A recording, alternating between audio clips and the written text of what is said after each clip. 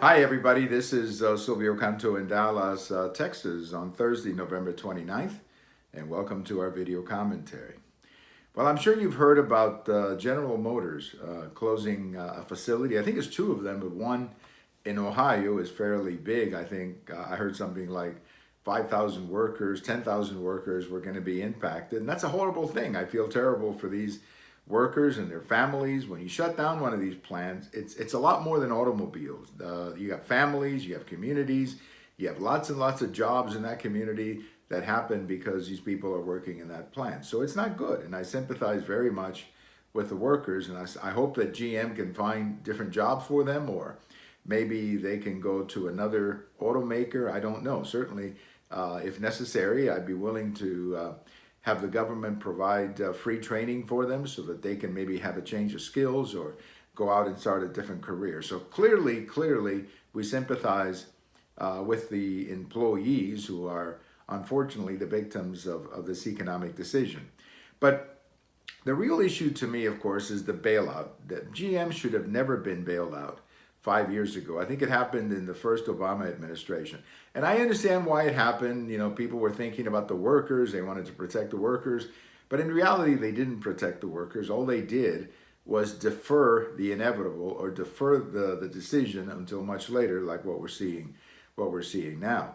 The reason that a company shuts down a plant is because whatever they're making in that plant is not selling in the marketplace. And unfortunately, GM, because of the bailout, was not forced to look at its operations and some of its structural problems. And now we're seeing it because of this plant closing. Now, the one person, of course, who supported the bailout was President Obama. And he was not alone. There were others who did so too. And of course, he was the only one who permanently benefited from the bailout because he was reelected to some degree in 2012 saying, you know, we killed Osama bin Laden and we saved General Motors. But they really didn't save General Motors. All they did, of course, was delay the inevitable, and we're seeing some of that right now. There's a big lesson here. Government has no business bailing out companies.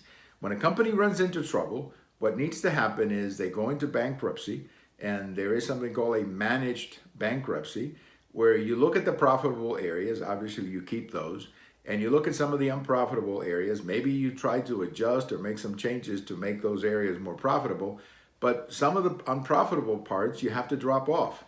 And then you come back as a leaner, more competitive company when you leave the courtroom. That's the idea. That's what many of us were hoping would have happened years ago, rather than the bailout. So we're back to the same situation. These workers are now looking for a job. Now, I do support government programs to train them, to retrain them, to see how we can help them. I support all of that, and they deserve that.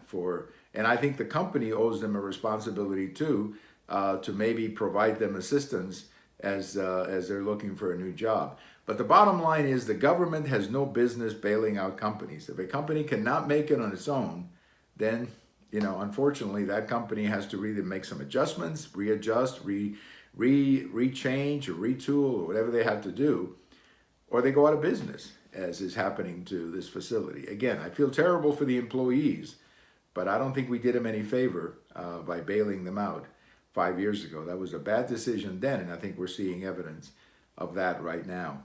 Well, thank you for watching. We have all of these videos over on YouTube. We have them on my blog, and we have them on Twitter. And if November 29th is your birthday, happy birthday. Bye-bye, everybody.